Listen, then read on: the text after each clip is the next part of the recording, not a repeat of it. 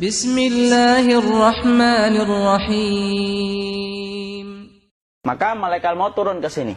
Makanya ketika sakaratul maut sudah datang, maka yang baca Quran hentikan. Kenapa? Oh, memang gitu ya. Jangan semakin kenceng. Ayo Pak, insya Allah Pak, gitu. Al-Baqarah Pak, Al-Baqarah Pak. Al-Kahfi, Al-Kahfi. Enggak lah. Yang baca Quran berhenti dulu. Kemudian digantikan dengan kita mentalkin. Antum agak ke sana dikit. Masya Allah ya. Orang yang meninggalnya kooperatif ini.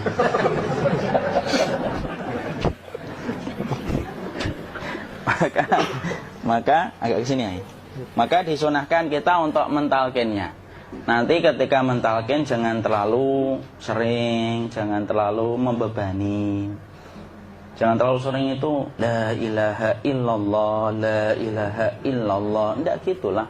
Berat nanti dia ngerasakan. Di situ Imam Qurtubi juga menyampaikan, jangan terlalu sering karena itu memberatkan dadanya.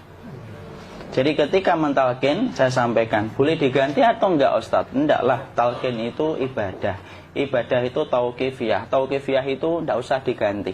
Karena Rasulullah mengatakan, lakinu ala mautakum la ilaha illallah. Talkin orang yang meninggal di antara kalian dengan la ilaha illallah. Enggak usah diganti Allah Ustadz yang lebih singkat, lebih pendek. Enggak usah.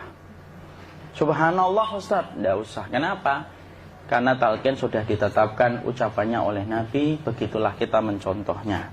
Jadi tidak usah diganti. Cara mentalqin, jadi kalau keadaan sudah tenang, tolong kalau sudah sakaratul maut jangan ditinggalkan. Karena sesungguhnya pertempuran setan itu pada detik-detik kematian semacam ini. Dan betul-betul berusaha untuk menjadikan dia murtad. Nanti makanya di situ di buku nanti dibahas kan, pertempuran setan itu sampai detik-detik orang mau mati itu sudah ayo kufur, murtad aja tuh, kamu sakit kan? Nah, itu kayak gitu. Makanya jangan ditinggal.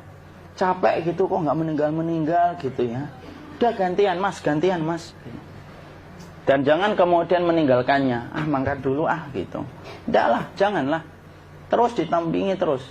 Kalau bisa, ya sudahlah berikan waktunya kita untuk sementara waktu itu betul-betul berkhidmah kepada orang yang kita cintai terakhir kalinya. Cara kita kemudian mentalkin adalah, yaitu adalah di sebelah kanannya, la ilaha illallah. Biarkan dia mencerna dulu, tidak usah buru-buru kemudian kita langsung nimpali lagi. Dia mencerna dulu sembari kita doakan, peluk, ya Allah dimudahkan gitu. Kalau ada orang yang bisa ngucapin la ilaha illallah itu siapa yang memberikan itu Ustaz? Yang memberikan kekuatan Allah Pak. Karena ngomong aduh aja sudah tidak mampu.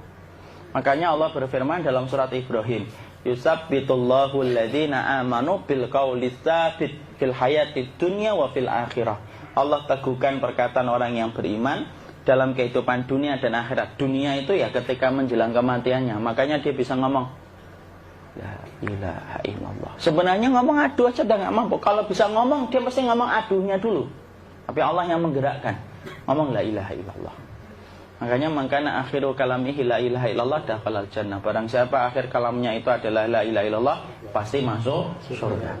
Makanya kita lagi la ilaha illallah. Dah. Cara dulu. Enggak usah minta diburu-buru ya. Enggak usah gini. Ayo la ilaha illallah. Ayo.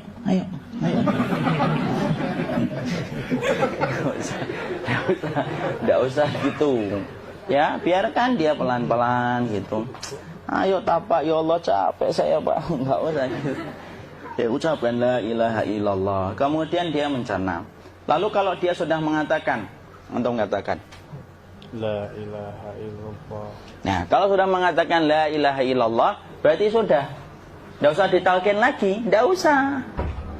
Belum meninggal juga Ustaz? Tidak apa-apa, biarin aja. Dia di situ aja. Kecuali dia ngomong lagi dan gak usah diajak ngomong alhamdulillah ya Pak, ya Allah gitu. Terus dia jawab alhamdulillah ya. Itu berarti ucapan terakhirnya alhamdulillah. Atau ketika habis ditalkin la ilaha illallah, dia ngelihat air. Nah itu berarti ucapan terakhirnya air. Talkin lagi, nggak usah marah. Aduh Pak minta air. Mau minta air nanti aja dikubur gitu loh. Jangan gitu. Biarin aja, jangan kemudian setelah la ilaha illallah La ilaha illallah. Terus, ayo tutup, awas ya ngomong lagi ya. Tidak bisa gitu juga. Maka kemudian setelah la ilaha illallah sudah, tidak usah diajak ngomong gitu. Terus kemudian tidak usah ada anaknya perempuan, ya Allah Pak, sudah bisa ngomong la ilaha illallah, usah gitu. Cukup dalam hati alhamdulillah gitu. Diam kita dengerin gitu. Disitulah nanti biasanya detik dia terakhir. Dia nanti ngeliat di sini Pak, prosesnya itu nanti kaki langsung sebagian jempol dingin dia. Kaki, telapak kakinya langsung kalau kita geningkan dingin kayak kaki yang kena AC langsung. Kemudian dia langsung ningkup gini. Dikit dia, mulai kaku dia. Atau kalau enggak, gini dia. Langsung kayak jatuh. Kayak kepala nanti yang paling terakhir, kepala itu pasti ada gerakannya Pak. Ini meninggal itu. Pasti gitu. Pasti gitu. Karena apa? Sudah tidak ada beban ruh yang menahannya. Ya, cabut ya, set pelan, maka kemudian malaikat itu. Tapi tetap sakit lah. Walaupun dikatakan ringan, tetap sakit. Maka kemudian sakit gitu, ngelewatin sini, jantung kemudian sudah tidak berfungsi, kemudian ginjal Pak, ngelewatin ginjal tidak berfungsi. Bapak bayangkan kan, kalau yang pernah sakit batu ginjal Pak, sepakat nggak kalau kita batu ginjal itu sakitnya luar biasa Pak? Itu baru titik batu kecil di ginjal. Kita bisa bayangkan tiba-tiba ginjal tidak berfungsi. Sakitnya kayak apa Pak? Tiba-tiba ginjal nggak berfungsi, pankreas naik, kemudian tek jantung. Jantung ini dia masih hidup dia, di sininya masih hidup walaupun jantungnya sudah berhenti. Naik, kemudian mata dia ngelewatin mata. Organ tubuh yang paling setia sama ruh itu mata. Maka kemudian mata dia ngelihat dia, ngelihat keluarnya, naik dia. Ya dilihat ini sama dia. Makanya Rasulullah mengatakan innar ruha idza qubida tabi'ahul basar. Ruh itu kalau dicabut, mata itu ngikutin kemana perjalanan ruh itu. Makanya ada yang meninggalnya gini. Ya itu bukan tanda su'ul khatimah. Itu tanda fitrahnya mata ngikutin ruh. Atau kemudian bukanya sedikit. Ada yang kayak senyum Pak. Ada yang kesini yang keringetan. Nah, itu tanda husnul khatimah. Ada yang senyum. Jadi sakitnya setelah selesai itu plong gitu loh. Makanya kemudian ada yang tersenyum. Maka itu tanda. Kalau kita ngelihat orang yang membuka mata kayak gini, tidak usah takut. Cepat-cepat kemudian kita nanti tutup. Biasanya kalau terlalu lama, itulah yang menjadikan ini tidak bisa ditutup. Makanya harus pakai kapas akhirnya. Karena apa? Karena pas meninggal nggak langsung ditutup. Biasanya karena perawat takut, dokternya juga nggak tahu itu, dibiarin itu. Makanya ada beberapa mata yang ditutup pakai tensoplas kan? Sebenarnya kalau langsung bisa nutup dia, fitrahnya nutup mata itu. Jadi kemudian kita baca Allahumma firlahu warhamhu wa'afihi wa'fuanhu atau bismillah wassalatu wassalamu ala rasulillah, tutup. Bismillah. Tidak usah takut. Kecuali buka lagi ya, ini baru kita kabur bareng. Kalau buka lagi Pak, insya Allah Pak, ya Allah ya kita kabur bareng-bareng Pak. Diusap Pak, diusap ini. Ini enggak disenggol gini enggak. Begini kan, sudah meninggal dunia. Tangan boleh begini, boleh diluruskan, enggak ada ketentuannya. Boleh gini, boleh kemudian lurus. Tidak usah disalahin kalau ada yang lurus. Lu itu tangannya gimana sih? Posisikan kayak sholat. Tidak ada perintah kayak gitu. Jadi kemudian dikondisikan saja. Terus maka kemudian dipijit-pijit, akiknya dikeluarin, kemudian jamnya dilepas, gigi palsunya dilepas kalau ada, ya. Kemudian apa setelah itu? Coba buku.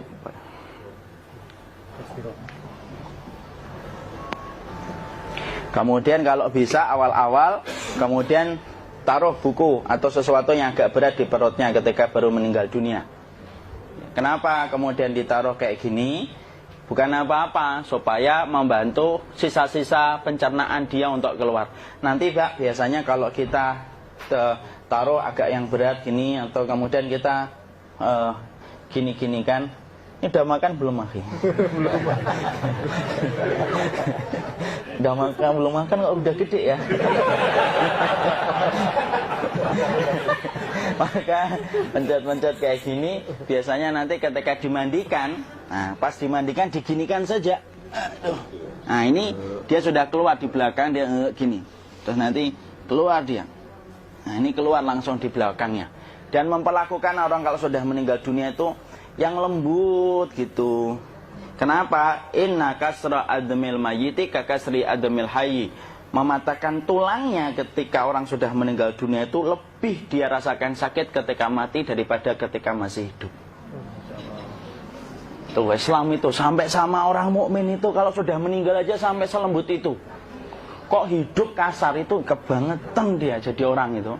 Mau sampai orang mati itu kemudian disuruh yang lembut, kalau ada aib disuruh nutup, tidak boleh diceritain. Misalkan di belakangnya beliau ini ada tompel, gagah-gagah tompelnya gede gitu. Tidak boleh cerita, Masya Allah loh. Sampai segitunya sunnah itu, ngajarin kita untuk nutup aib. Kalau ada orang belajar sunnah sukanya buka aib, nyari-nyari kesalahan orang. Sunnah yang mana dia pelajari itu saya bingung. Makanya kemudian gini, setelah selesai, maka kemudian tutup dengan kain. Maaf ya, Khi. Ya. Nanti kalau nggak kuat napas ngomong ya. Maka ditutup kayak gini, ditempatkan kemudian jangan di tanah, tapi di atas dipan. Karena apa? Syekh Abu Malik Kamal Said Salim dalam Sahih Fikih Sunnah menyampaikan supaya tidak cepat busuk. Dia taruh di atas. Kemudian ditutup pakai kain apa saja, ya sembari nanti kita mempersiapkan tempat mandinya, tempat kafannya dan yang lain sebagainya. Maka kemudian kalau ada yang datang boleh dibuka. Kemudian kita menciumnya, mencium ininya apa? Kemudian keningnya.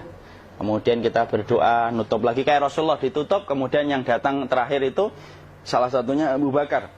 Dibuka kemudian beliau, ya Allah ya Rasulullah, engkau adalah orang yang percaya hidup dan matimu, dan tidak mungkin Allah itu mematikan engkau 2 kali ya Rasulullah. Maka kemudian ditutup kembali. Saat itu para sahabat dalam keadaan mendung semuanya. Maka disitulah kita lakukan kayak gini. Ditutup gini Ustaz ya. Kasihan tidak bisa napas, insya Allah tidak butuh napas lagi. Jadi kemudian kita semacam ini kita persiapkan apa yang bisa kita lakukan. Nah itulah proses kematian dari sakit sakaratul maut sampai kematian.